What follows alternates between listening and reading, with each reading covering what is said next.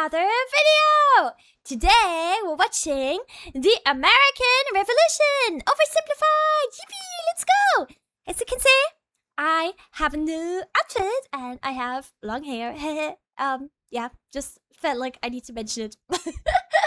Let's go! Let's go! Let's go! Yippee! Holy smokes! Christopher Columbus, that is no way to address the King and Queen of Spain. What is wrong with you? Okay, so you know how Holy smokes is not bad. Holy smokes! we're looking for a new trade route to India, right? Right. And the Earth is round, right? Right. So I'm thinking we can just sail the other way around the planet, right? Yeah. So I set sail, right? And I reach India, right? Right. Wrong. Wrong. I did not reach India. I did not. All right. No. All right. Get to the point. Did you know there's a whole nother freaking continent out there? Okay, and do you think I should care about this? Why? Oh, I'm sorry. Did I forget to mention there's gold everywhere? Gold? Wait, really? Columbus landed in I forgot! There was gold in America! Oh my god! Central America in October 1492, and he had the time of his life. And by that I mean he went on a huge theft and murder spree. He stole gold, jewelry, people, and a hammock. And then he returned to show off all of his riches, including a few previously undiscovered items, such as tobacco, the pineapple, turkeys, and a hammock. Now I know what you're thinking, but oversimplified, Columbus didn't discover America, the Vikings did. And you'd be partially right. In the 11th century, Leif Erikson was the first European to land in America. But hey, if you love Vikings so much, then why don't you check out today's sponsor? There's no way.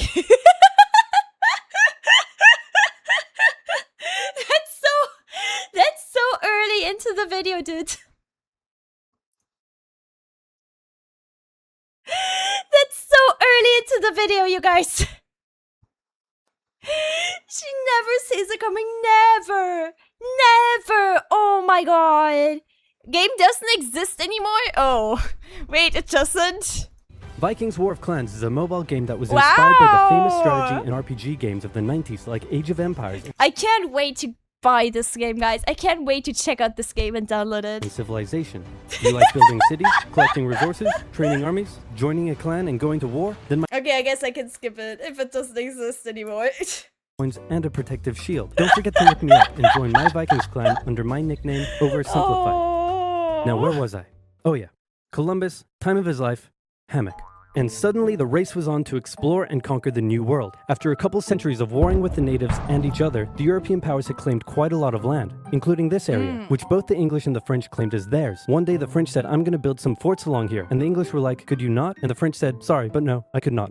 And they went ahead and built their forts, which pissed off the English. So they sent an up-and-coming British lieutenant colonel by the name of George Washington with a combined force of British troops and Native Americans. Sorry, I forgot. I forgot. Sorry guys. It's kind of insane to hear. Okay, guys. Okay. For context, I do not know a lot about American history in particular. Okay.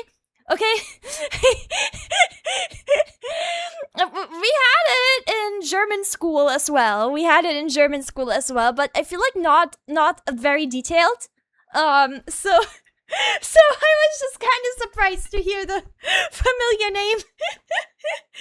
The Money Man! Yeah. After a short battle, the French commander said, all right, we surrender. Okay, boys, pack it up. They're surrendering.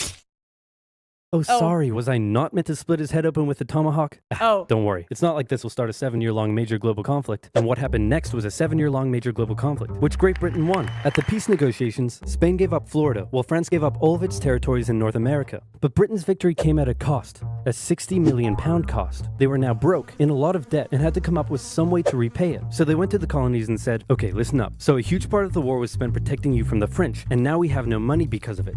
So I'm not sure what you're saying here. Okay, so we spent a lot of money protecting you from the French, right? Right. And now we're broke. That certainly is a pickle. Listen to me. We spent all of our money protecting you, and now we need money.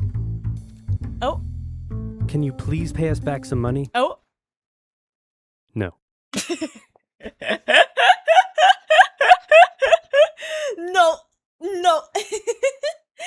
Hello, T.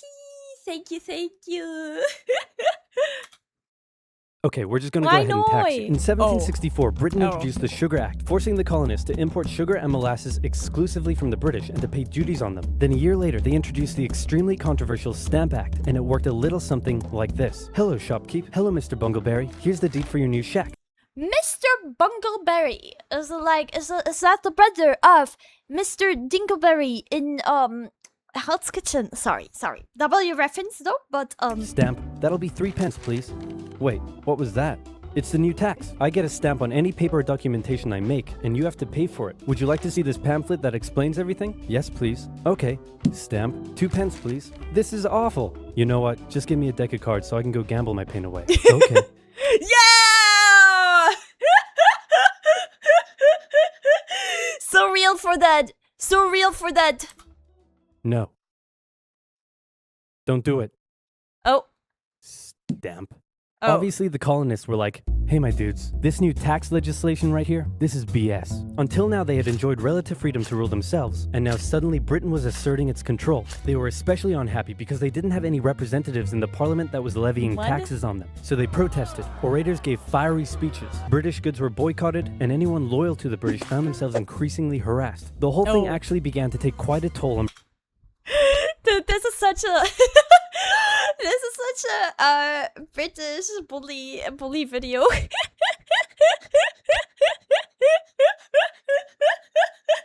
Is that why you guys wanted to watch this one so bad? So I haven't been in any streams lately. I was on holiday in Croatia and Bosnia. Oh, I hope you had fun. Got the merch. Awesome. You guys are so silly. British business, and after just a couple years, the British were forced to repeal the Stamp Act. But we still desperately need money. What should we do? We could try taxing the colonies. Great idea. Wait, didn't we literally just try that and it failed miserably? Man, look at me. I look fabulous. Have you ever seen such a handsome boy? Yeah, very handsome, very handsome, right, guys? Right, guys? Ban the British like America did. You guys are lucky that British mod is not on chat. No siree, Georgie. No way. You're the handsomest, smartest, most popular king that ever lived, and everybody likes you. You're doing such a good job. Your Majesty? Oh, you're still here. Get the hell out. So in 1766, the British made a declaration saying, we can do what we want because we're in charge and you can all go suck it. Then they levied a whole bunch of new taxes on the Americans via import duties. Glass? There's a tax for that. Lead? There's a tax for that. Paper? Tea? Oil? Sorry guys, I'm covering something up. I feel like you guys want to see this.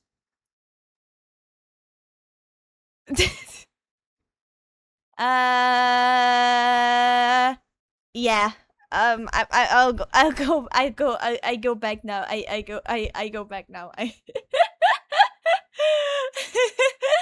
There's a tax for that. And once again, the Americans boycotted British goods, British business felt the pinch, and the British had to back down.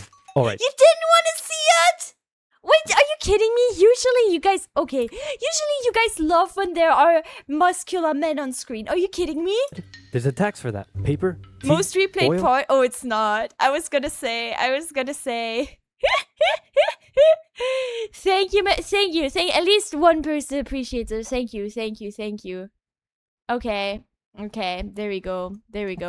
There's a tax for that. And once again, the Americans boycotted British goods, British business felt the pinch, and the British had to back down.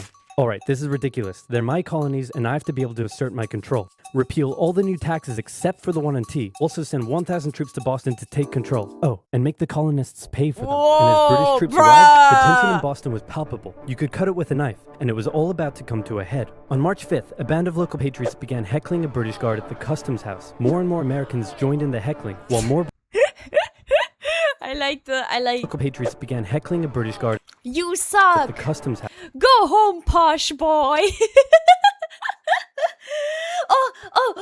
I can tell YouTube about the new swear words I learned and want to use more often.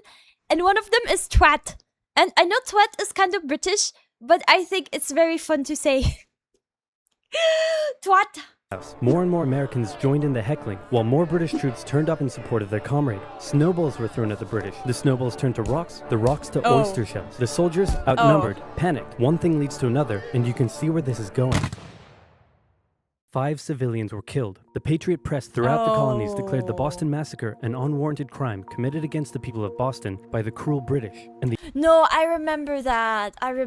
We did have that. the anger continued to grow. A British revenue schooner that ran aground in Rhode Island was burned by the locals. When it came to light that the governor of Massachusetts supported the suppression of the colonists, his house was burned by the locals. And next, the colonists would set their sights on the remaining tax on tea. On December 16th, 17... Stop! I wasn't there! I set up because... Okay, guys. Why would I be there, you guys? I'm neither British nor American. Come on. Also, I'm not that old. Okay, come on. That was almost 250 years ago, guys. Come on, guys. But anniversary soon. Oh, come on, chat. 1973, a band of patriots known as the Sons of Liberty disguised themselves as Native Americans, marched down to Boston Harbor, boarded a British merchant ship loaded with tea, and in front of thousands of spectators, threw nearly 10,000 pounds worth of tea overboard. The British were disgusted, and they punished Massachusetts with a vengeance. They dissolved its General Assembly, revoked their charter, and sent 3,000 more troops to... No, not the tea! No, not the tea, you guys! Oof. Oh. occupy the city, meaning Boston and Massachusetts were now essentially under the direct rule of Great Britain. And oh boy, were the people pissed. The other colonies saw what was happening and worried they might be next. So they called a brain trust to decide what to do. 56 delegates from 12 colonies gathered and met in Philadelphia at the First Continental Congress, and the roll call read like a who's who of America's finest thinkers. I'm talking lawyers extraordinaire Johnny A and Johnny J, experienced military commander George Washington, businessman and future alcoholic beverage Samuel Adams. Wait, Fiery orator Patty H, guy who married a rich lady, Big J Dickinson. And while they weren't present at the first Congress, soon names like James Madison, Benjamin Franklin, Thomas Jefferson, and much later Alexander Hamilton would all serve time in the Continental Congress. The question now, though, was what to do about the British. After much bitter debate and disagreement, they eventually agreed on an amazing solution. They would simply ask the British to stop. Can you stop? No. It didn't work. Okay, then tell the local militias to start arming and be ready at a minute's notice.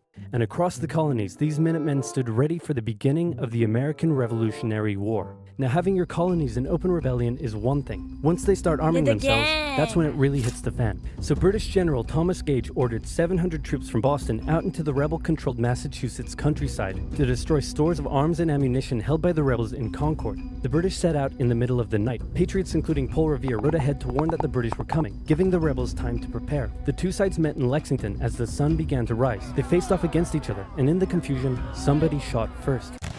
The shot heard around the world marked the beginning of the American War of Independence. The rebels were outnumbered and had to fall back to Concord as the British split up to search for rebel supplies. However, more and more Patriot rebels kept showing up, and this time it was the British who were outnumbered as more fighting kicked off in Concord. The most professional army in the world was forced to flee back to Boston at the hands of local, poorly trained militiamen, and all along the British route back to Boston, Wait, what are you guys saying? The the video game Concord? Wait, what do you guys mean?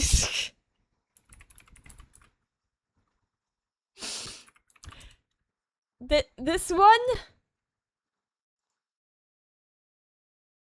Isn't that kinda ass? Isn't this game kinda ass? No wonder they lost! Oh no! Oh no! 100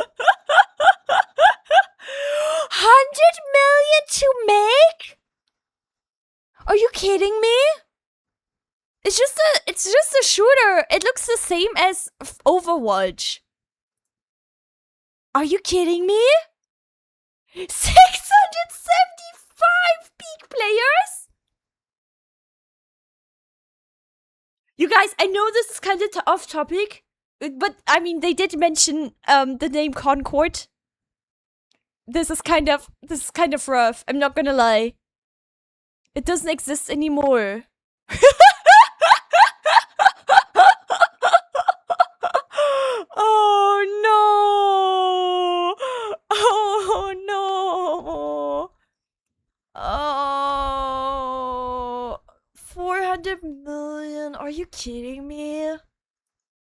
Dude, that is so much money. Plus 200 million marketing. Dude, that is so much money. That is so much money. They tried to compete with such average content. I mean, yeah, it looks like Overwatch. And it's like a shooter, I guess, right? So like it's, you know, there's a lot of games like that. Oh, fuck. That's so bad. Anyway, Concord mention, guys. But Overwatch is good. I mean, I'm not saying it's bad, but I have never played Overwatch, but it looks the same to me. It looks the same. Boston at the hands of local, poorly trained militiamen, and all along the British route back to Boston, Patriot rebels continued to gather and open fire on the retreating British. When the British reached Boston, the rebel militias surrounded them. Boston and the British were now under siege as small land and naval skirmishes continued around the city. And the British would suffer another embarrassing blow, this time in upstate New York. Colonel Benedict Arnold concocted a plan to take the British stronghold Fort Ticonderoga, which held a large amount of guns and ammunition. He set off towards the fort alone, hoping to recruit men along the way, when he came across the Green Mountain Boys, led by Ethan Allen, who, as it turned out, had the That's their name. I like that. The Green Mountain Boys. exact same plan he did. So they decided to work together. But I'm in charge. No, I'm in charge. No, I'm in charge. No, I'm in charge. No, I'm in charge. No, I'm in charge. No, I'm in charge. This went on for some time until the Green Mountain Boys threatened to go home and Arnold had to concede. The group raided the fort at night while the Redcoats were asleep, and they caught them completely by Guys. No, never mind. Taking the fort and all of its munitions with almost no resistance. Wow, great job, Ethan. Very impressive. By the way, what happened to that other guy we sent to take the fort? Who? Benedict Arnold. Never heard of him. Ouch. Oh. Ouch. What the fuck? Nobody knew what was going on. The colonies were in open rebellion, and for now, they even seemed to be winning. So King George fired General Gage, replaced him with General William Howe, and ordered the rebellion to be put down immediately. Okay, the British are definitely going to retaliate for all of this, so we should probably put together a proper army. First, we need to pick a commander-in-chief, and I think we can all agree that that job should go to the man, the myth, the legend, George Washington. My friends, I am humbled and honored that you would consider me for such an important role. I did not expect for this. All right, you've been showing up in a military uniform every day for the last 10 months. We all know you wanted this, so cut the crap, George. Dude. Uncool. So Mr. George Washington! Let him have his moment! Let him have his moment! The poor guy! Yeah, let him cook! He began his journey up to Boston to take command of the newly established Continental Army, just as the British made their first major attempt to break the siege. They made plans to take the high ground on Bunker Hill, but spies warned the Continentals of the British plans, so they fortified Bunker Hill and set up defensive positions on nearby Breed's Hill. The day of the battle came, and as the British advanced, a barrage of Continental gunfire was opened up on them. Twice they tried to climb the hill, twice they were pushed back. The battle lasted 3 hours until the Continentals finally ran out of ammunition and had to retreat, allowing the British to take the hill. While technically a British victory, they suffered nearly 1,000 casualties to the Continentals' 400. The colonists showed the British that this wasn't just a rebellion, it was war, and they were ready for it. You guys, now I'm used to like the big numbers from what was it? The Puno Wars. But it's still a lot of people, right? Washington was also rich, yeah. Punic Wars. But one thing they weren't sure about was why they were fighting. While some radicals were starting to throw around the I word, most hoped to eventually repair their relationship with Great Britain. So they sent a letter to King George saying, "Hey man, looks like things aren't going your way. Remove the taxes and let's be friends." I'm gonna kick your ass. Send that to the colonies. Your Majesty, your handwriting is terrible. Are you sure? Just do it. What does it say? He's gonna lick my... Gross.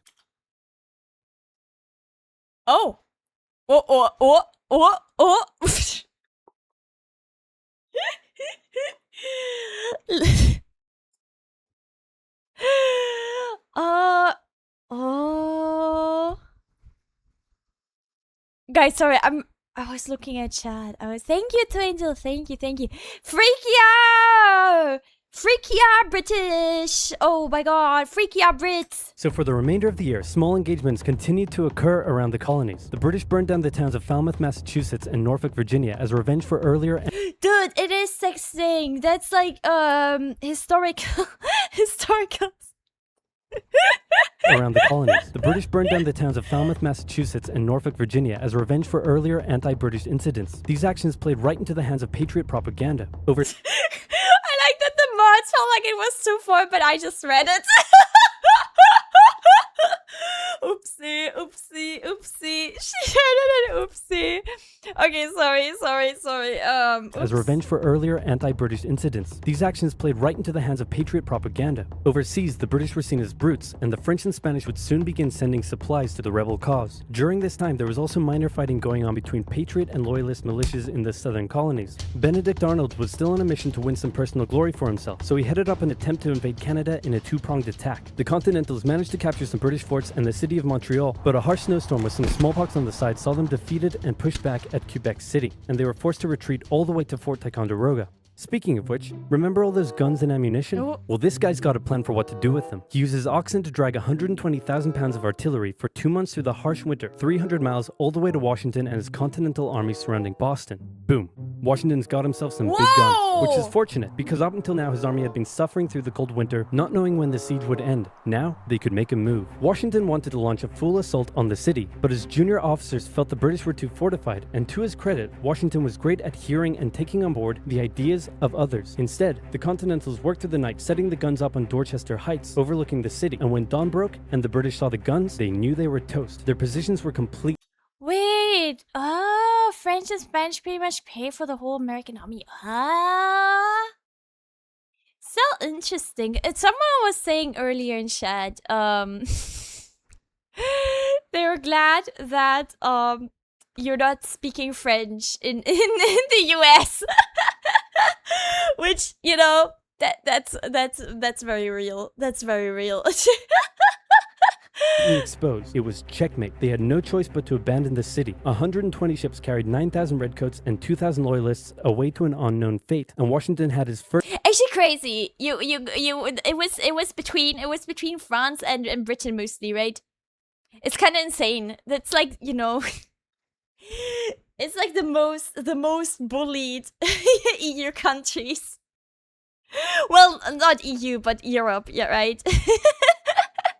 Victory of the war. Washington then moved his army to New York, knowing that when the British returned, they would probably land there. In the meantime, a friendly-looking old man by the name of Thomas Paine had written and published a pamphlet called Common Sense, in which he advocated for total independence from Great Britain. It spread across the colonies like wildfire, and to this day remains the best-selling title in America. It was read aloud in taverns and meeting halls, and brought the idea of independence into the mainstream. Congress began to seriously consider the idea. Thomas Jefferson was selected to write up an official Declaration of Independence, and he went hard, writing that all men are created equal, with certain inalienable rights, including life, liberty, and the pursuit of happiness. Of course, Jefferson had over 100 slaves, but we don't have to talk about that. On the 2nd of July, Congress voted unanimously in favor of independence, and John Adams declared that the 2nd of July would go down as the most remembered day in American history. Then a couple days later, independence actually came into effect. The United States of America was born. There was no turning back now. The Americans tore down a statue of King George.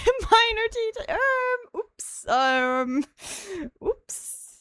I was gonna say, America was so tiny back. It wasn't tiny. It was still bigger than most EU countries, but United States of America was born. There was no turning back now. Yeah. The Americans tore down a statue of King George in New York and melted him down into 42,000 musket balls. To the British, it was treason. And if the king had his way, Washington and all of Congress would be hung. Speaking of the British, guess who's back? I guess they did that back then. Also, by the way, it feels so weird to look at the UK flag, and it looks like this. I forgot what this part was. Was that Wales? Is Wales missing? Or one of the things is missing, right? The king sent an intimidating force of 130 warships and 25,000 Ireland? men to New York. Washington knew that taking on the most powerful military in the world wouldn't be easy. The British set Makes up camp sense, on makes Staten sense. Island as the Americans dug into defensive positions around Brooklyn Heights, waiting for an attack to come. But the British just waited, wearing down their opponent's nerve while building their own strength. At one point, they launched a big scary artillery barrage and then said, you know, if I was you right now, I'd probably sue for peace. But Washington told them to shove it. The Americans kept holding out for what was coming, and when they finally hit, they hit hard. 15,000 British troops approached the American position, and the two sides fired on each other in massive rows. But what the Americans didn't realize was they were only fighting a decoy. The main British force was going around to flank the Americans from behind, and when they arrived, they inflicted heavy casualties. The Americans panicked and retreated back to Brooklyn Heights, where they then found themselves trapped between the British army and the river. It looked as though the war was already lost, but luckily, instead of attacking, the British decided to dig in for a siege, and then a thick fog set in, allowing Washington's army to escape across the river unimpeded. The British continued to chase and engage the Americans up Manhattan. Lucky. And the Americans suffered defeat after defeat after defeat. It was a W fog. Shout out to the fog. disaster. Washington's leadership was called into question as thousands of American POWs were left to rot as traitors. Washington's army fled through New Jersey all the way down to Pennsylvania. Rarely had an army been so badly beaten, yet survived to fight another day. Okay, let's go. Let's go into part 2 as well. This video was made possible by Brilliant. Math and science done right. Keep watching until the end of the That still exists, right? this one still exists, right, guys? Right? Oh fuck. video to learn how you can get 20% off Yes? the annual Okay. premium subscription. Washington's butt was sufficiently kicked. Winter was here. His troops' morale was low, some just up and left. Washington needed to do something, anything to restore faith in the revolution. The British had spread throughout New Jersey and settled in for a winter of drinking cider and partying hard. Nobody expected an attack in the winter, so Washington started making plans for an attack in the winter. The Yeah, genius. British had hired a large force of Hessian mercenaries from the German states of Hesse-Kassel and Hesse-Hanau to fight. Whoa! Wait, I know where that The is. British had hired a large force of Hessian mercenaries from the German states of Hesse. Is it Hessen? Hessen, right? Hessen, right? Germany mention! You guys, Germany mention roughly here. I think it is somewhere here. So you were there? Okay, you guys got me. Okay, you guys got me. Damn. British try not to drink challenge.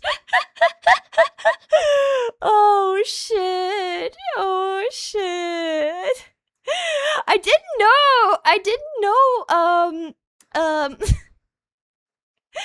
They had involvement in the civil no, not civil, American Revolution. I didn't know. Castle and Hesse-Hanau to fight the rebels. It was these mercenaries that were stationed across the Delaware River from Washington and his army. And there were more Hessian reinforcements incoming, but they made an unscheduled stop because It was mercenaries, yeah, but still. their commander got thirsty. No, not that kind of thirsty. That kind of thirsty. It was Christmas Eve with a blizzard outside when Washington heard the Hessian defenses were down, and he decided to attack. He made a perilous crossing of the icy Delaware River with 2,400 men and marched 9 miles to Trenton, where he caught the Hessian forces completely off guard. After a short but fierce battle, the Hessians surrendered in droves. It was Wait, guys, I don't know which side I'm on anymore. Because, I mean, they're Germans. the much-needed victory that sent a clear message not only to the British, but to Americans across the colonies. The war was far from lost. General Cornwallis led the British forces south to counterattack the Americans, but in a series of battles, Washington's defense Germans fought on both sides? Okay. positioning and flanking maneuvers defeated the British 3 times in 10 days, and the British decided to abandon southern New Jersey for the rest of the winter. Washington finally set up a winter camp in Morristown, but for the Americans, there was much less partying than the British. Elsewhere, the British had taken Newport, Rhode Island, because it was a good naval base. In the south, they failed to take Charleston, South Carolina, which left British loyalists unsupported and vulnerable to more harassment and even mass expulsion. Congress sent Benjamin Franklin to France on a mission to convince them to join the war, and while the French generally loved any opportunity to hoodwink the Brits, they didn't want to join unless it was a sure win. So for now, I like how he looks so much bigger because his head is like, it's not a real head. Franklin spent his days chilling out and chasing tail. The British Parliament couldn't believe the war wasn't over yet, and the pressure was on to end it. So the British came up with a plan. General Burgoyne in Montreal and General William Howe in New York would advance through the Hudson Valley and meet in the middle, splitting the colonies in two, and thus screwing over the American community. You want to talk? Okay, I'll give you that. Lines. Burgoyne began his movement south, and after taking Fort Ticonderoga quite easily, he then came across heavy American resistance. So he sent Howe a dingle-dongle asking if he'd be showing up anytime soon. Meanwhile, Howe had completely abandoned the plan and gone for all-out personal glory by capturing the American capital, Philadelphia. He defeated Washington and his army at Brandywine Creek by using the old hit him with a decoy and flank him from behind tactic. And Philadelphia was now in British hands, forcing Congress to Battle of Germantown. Oh yeah, Philadelphia was where a lot of Germans live, right? escape to York. But Burgoyne was Or like, right. left on his own to face the ever-increasing American force in Saratoga. American General Horatio Gates teamed up with our old friend Benedict Arnold to deal one final blow to Burgoyne's army. Hamish. Arnold wanted to take the fight to the British, but Gates wanted to wait for the British to come to them. After a heated debate, Gates, the senior officer, told Arnold to go to his room, but Arnold defied his orders, and at the Battle of Bemis Heights, he charged at the British and obliterated them. Great job, Horatio. By the way, what happened to that other guy who was in Saratoga? Who? Dude, his name is Horatio. His name is literally Horatio, Benedict Arnold. ratio. Never heard of him. Ouch. Yeah, he Hey, ratioed George? them. Didn't I do a great job? Taking Philadelphia and all? Didn't I? You're fired. Both L Horatio. Oh no! Arnold mentioned. Let's go. Benedict Arnold. Never heard of him. Ouch. Hey, George? Didn't I do a great job? Taking Philadelphia and all? Didn't I? You're fired. Both Burgoyne and Howe returned to Great Britain, leaving British General Henry Clinton to take charge of the war. And the war was about to take a nasty turn, because with the victory at Saratoga, the French were finally ready to join the Americans. All right, Benny, we're in. Hey, isn't this kind of funny? You know, because you're a republic trying to overthrow an absolute monarchy, and I'm an absolute monarchy helping you? Like, could you imagine if your revolution inspired my people to revolt against me? Oh. And then they imprisoned me and all my family? And they chopped all of our heads off? Oh. Could you imagine? That's called foreshadowing. Yeah, that's kind of insane. That's kind of insane that that would happen. If that happened, right? If that happened, coming 2027. Wait, isn't that already out? I thought French Revolution. Wait, what? That was 7 years ago. Spoilers! We watched that. No? Or was it not French? No, we did watch it, right? Right? French Revolution was it's a great one. Wait. Wait, yes. The guillotine. Guillotine. Yes. Okay. But he was able to put it out earlier than 2027. You guys, can you believe this video was uploaded in in 2018? So back then, 2027 was like a long time ahead. And now it's like next year. It's in 6 months. And then some people who are watching this on YouTube, maybe it already is 2027.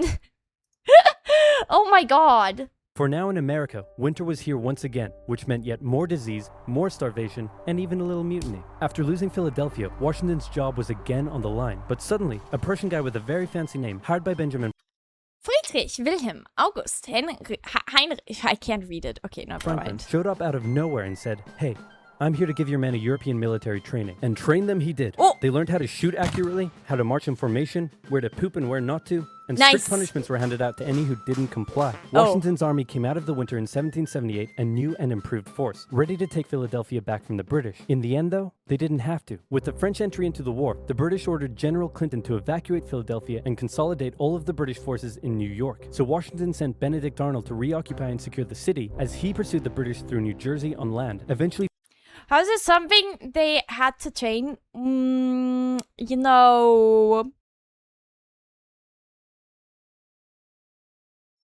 I mean, kids get, babies get potty training, right? But then, if you're a soldier, I think there are different routes, I think. Because, like, there's not always a body available, right? Yeah, anyway. Benedict Arnold to reoccupy and secure the city as he pursued the British through New Jersey on land, eventually finding a good opportunity to attack at Monmouth Courthouse. The battle took place on a sweltering hot summer's day, and as many soldiers died from heat stroke as the... Dude, imagine doing this today. You guys, YouTube, when I'm recording this, I'm probably uploading this actually after stream. It's 40 degrees, okay? It's 40 degrees today. It's really bad. Imagine having to like fight in this heat, you guys. Oh my god. Oh my god. Oh. Whoa. The battle took place on a sweltering hot summer's day, and as many soldiers died from heat stroke as they did from battle. In the end, after some incompetence/borderline treason from Washington's second in command, it was a draw. And in this war, a draw is kind of a victory for the Americans. Next up, let's talk about this guy. This is John Paul Jones. John Paul Jones is handsome, Scottish, and absolutely insane. I like this picture. I like this picture. When the war first broke out, everyone was like, how did the colonies expect to stand up to the might of the British Navy with their meager fleet of converted merchantmen? Yep, try telling that to John Paul Jones. This guy sailed to the British Isles, somehow captured a British ship off the coast of Ireland, and brought it back to France. Then he returned, attacking more ships, raiding towns, and evading capture the entire time. These are basically pirate tactics. But hey, if it works, it works. In one incident, he captured a British ship and returned to a Dutch port without an official ensign because his was lost during the battle. That's a big no-no and can have you arrested as a pirate. The Dutch helped him out by quickly creating a design based on Benjamin Franklin's description of what the American flag should look like. Oh my god, that's the meme! That's the meme! Isn't there like a thing? Because like it's like written in the Constitution what the American flag looks like, but then there isn't like a... There's like not a picture or like not an order or something, right? Right? Isn't that the thing? Isn't that the thing? I've seen that. Yeah. So like there's like a certain amount of stripes and like certain colors and stars, right? But they don't say which order, something like that. Dude, this is kind of cursed. I'm not gonna lie. The Dutch helped him out by quickly creating a design based on Benjamin Franklin's description of what the American flag should look like, and they entered it into their records. I don't know, I kind of like it, you guys. I kind of like it. Although I feel like you would always mix up the stripes, right? Like this is kind of, I don't know. I feel like this seems kind of random. Like there's like blue, red, white, blue, red, white, blue, white, blue, red. Like what is that? As an official US flag that they came up with. Looks pretty cool. The whole campaign probably played heavily on British morale. I don't hate it, but the flag today is better. The actual flag looks better. They had 18 stars back then. Yeah, wait, 1 star for each state, right? Brought into question their ability to win the war. And fun fact, he was so cool that one of the towns he raided in 1778 gave him an official honorary pardon in 1999. Keep ripping in heaven, John Paul Jones. You're an angel now. Oh, what the Continental Navy was lacking in resources, though, the French entry into the war made up for. The French began with naval skirmishes in the English Channel, and they sent a large fleet to America, although it sustained a lot of damage in a storm off Rhode Island. The Americans were hoping for a bigger commitment from the French, so John Adams went to France to help Benjamin Franklin continue negotiations. Oh good, you're finally here. Check this out. Hey ladies, I'd like to fly you like a kite, because you're electrifying. Is that W-Riz? What does it mean? What does it mean? W-Riz? Okay, if you guys say so. Isn't this great? Is this what you've been doing? Yeah, why? We were sent here on a diplomatic mission to secure military support from France, not to philander with the locals. Wait, no, ladies, come back. Oh, it's not W-Riz. Worst wingman ever. But the Americans would get some more help. The Dutch provided aid, although they never formed an official alliance. More significant. Oh, Benjamin got famous for flying a kite. So he'd like to sing along while does his own thing. Oh. He had many misters. Interesting. It's kind of weird to think of that. Because, you know, you just see them as old men now. You just see them as old, powerful men. But it's kind of weird to think that they had a private life. Does that make sense?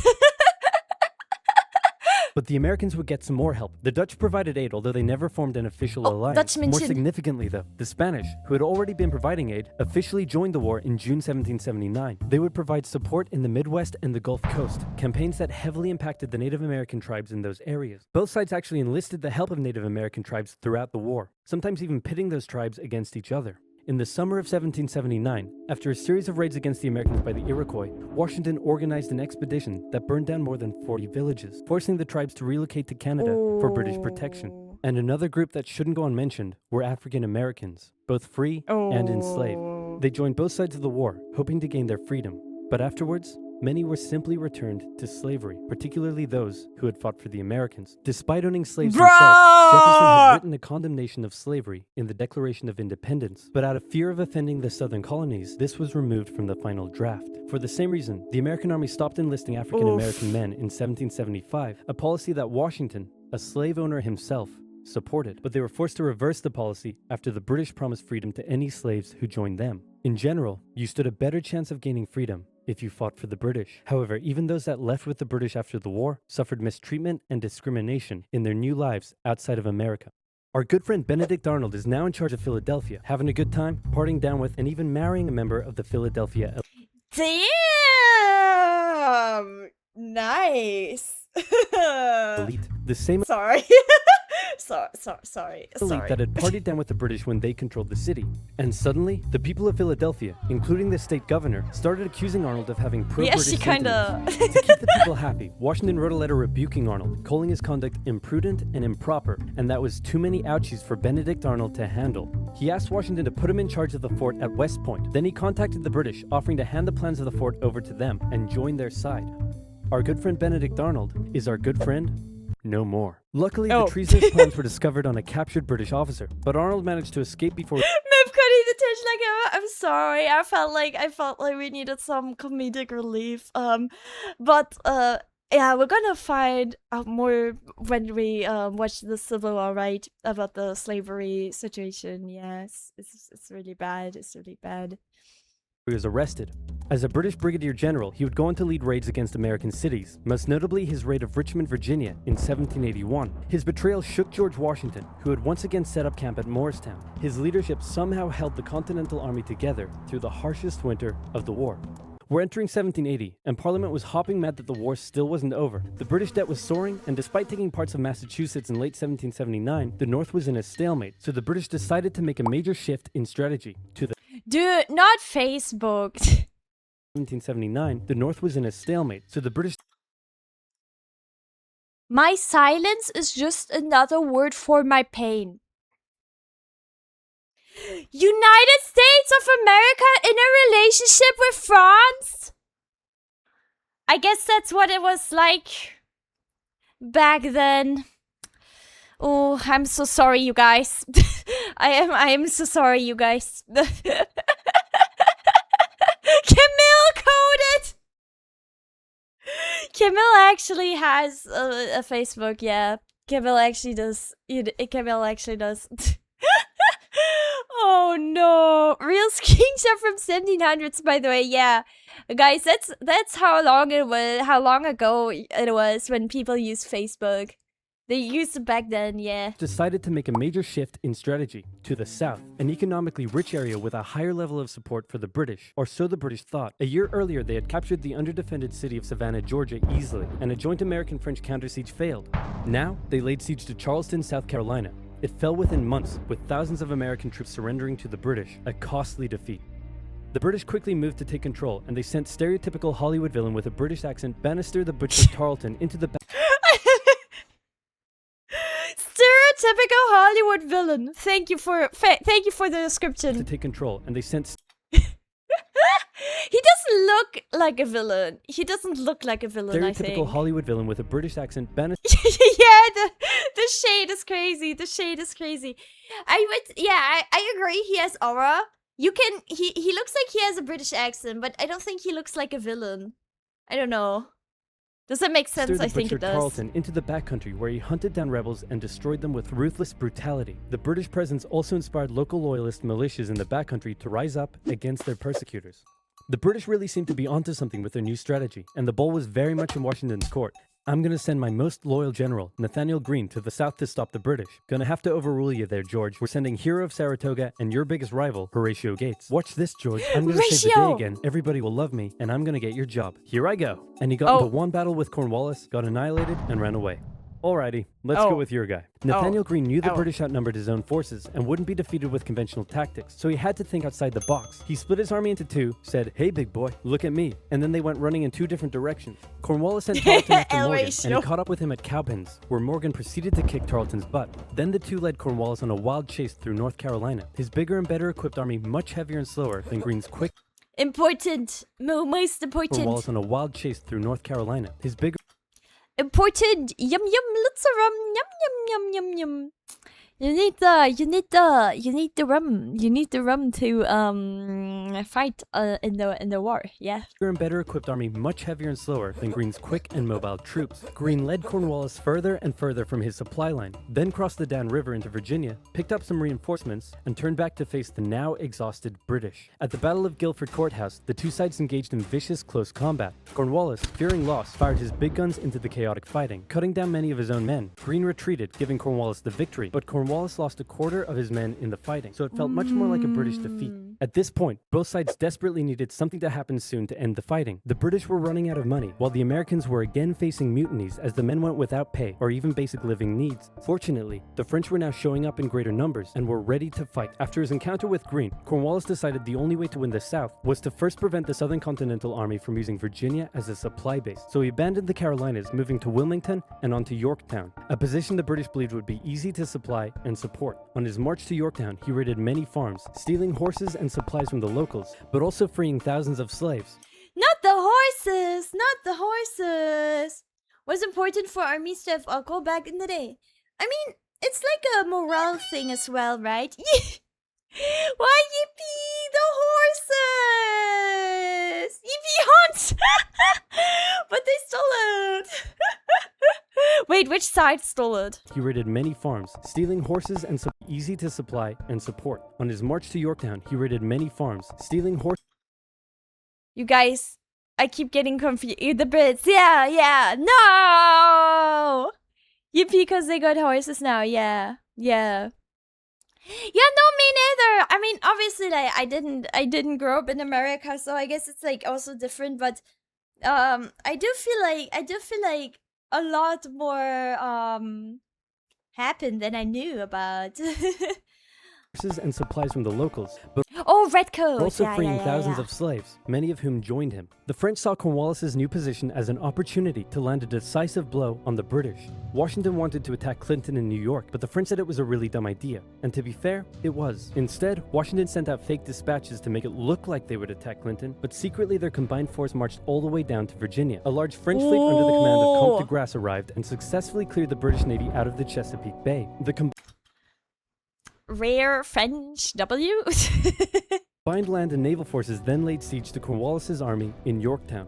The American and French forces tightened in around the city, raining artillery down on Cornwallis, who desperately appealed to Clinton for aid, but Clinton was unusually chilled out about the whole thing. Cornwallis held out for nearly a month before he had no choice but to surrender. Over 7,000 British troops were captured, a crushing defeat, and with that, Parliament had reached the end of its rope. The war just wasn't worth it, and it needed to end now. The British still held New York, Charleston, and Savannah, but fighting between the two sides mostly ceased as peace negotiations opened up in Paris. The resulting treaty in 1783 saw Great Britain remove its troops from American soil, recognize U.S. independence, and cede territory up to the Mississippi River. In return, the Americans agreed to pay any debt still owed to Britain and gave fair treatment to any colonists who had remained loyal to the crown. The Spanish got Florida, while the French got an economic crisis that led to its own revolution a decade later. Washington retired to his home in Mount Vernon, wishing his men farewell by saying, "I most devoutly wish that your latter days may be as prosperous and happy as your former ones have been glorious and honorable." He hoped to live out the rest of his days in peace, but unfortunately for him, a number of people wanted him to be the first leader of the new country, and by a number of people, I mean literally everyone. The first election campaign in American history was basically a grassroots effort to convince Washington to accept the office. He was Dude, wait, really? I didn't know that. He had to be convinced. I get people were like, please, Mr. Washington, please. That is so funny. That is so funny. Sworn in on April 30th, 1789, and he himself established many of the standards and limitations of what the American leader should be. First of all, there was debate on what he should be called. Is he a king? Is he our glorious leader? In the end, they went for a word that at the time was pretty modest. President, like the president of your local bowling club or office bake sale committee. He set up a cabinet of expert advisors, knowing that no president could know everything, no matter how much of a stable genius they claimed to be. He proposed major legislation to Congress and gave an annual State of the Union address to keep his own power in check. He stated that the US should remain neutral in foreign conflicts, and in the end, he voluntarily gave up his power after just 2 terms. He could have made the presidency anything he wanted, but his careful and cautious actions helped set the precedent of an office that is powerful in its limitations, decisive through its diplomacy, and respected in its humility. And so the United States was born, and everything was perfect. It had no problems, not a single one. Certainly nothing that would, cause such an extreme divide that it would lead to a civil war. Anyway, moving on. Quick quiz. Name the most American thing you can think of. Baseball? Bald Eagles? Calling the winner of an America-only sports tournament world champions? Or maybe math and science? Wait, math and science? That's right. If you didn't know, science is as American as combining chicken with waffles. And don't just take my word for it. Ask Thomas Jefferson. Of course, to do that you would need a time machine, and that would take some math and a lot of science. If you want to deeply understand math and science, say you want to calculate the age I almost called it. I almost of the knew universe, it. Okay, crack okay. special relativity, or just train your critical thinking with some fun logic puzzles, then you've got to check out Brilliant. Ooh, Brilliant guides you Tetris. through I a like whole that. host of fascinating topics by breaking them down and getting you to actively solve problems in an experience that is interactive, addictive, and so easy to understand. This intuitive approach makes it appropriate for students, professionals, and enthusiasts all over the world. To support Oversimplified and learn more about Brilliant, go to brilliant.org/oversimplified and sign up for free. And the first 200 people to use our link, which can also be found in the description below, will get 20% off the annual premium subscription. So check it out now. Yay! You're so brilliant, Mip. Thanks. I know. Thanks. I know. That was interesting. That was interesting. Next time, Civil War. Next time, Civil War. I was gonna say nice ending, but it's not over yet. It's not over yet. Anyway, you guys, if you enjoyed, like and subscribe. Come over to Twitch to watch me live. Check out my second channel for cooking and gaming content. And yeah, I'll see you guys in the next one. Bye, YouTube. Bye bye.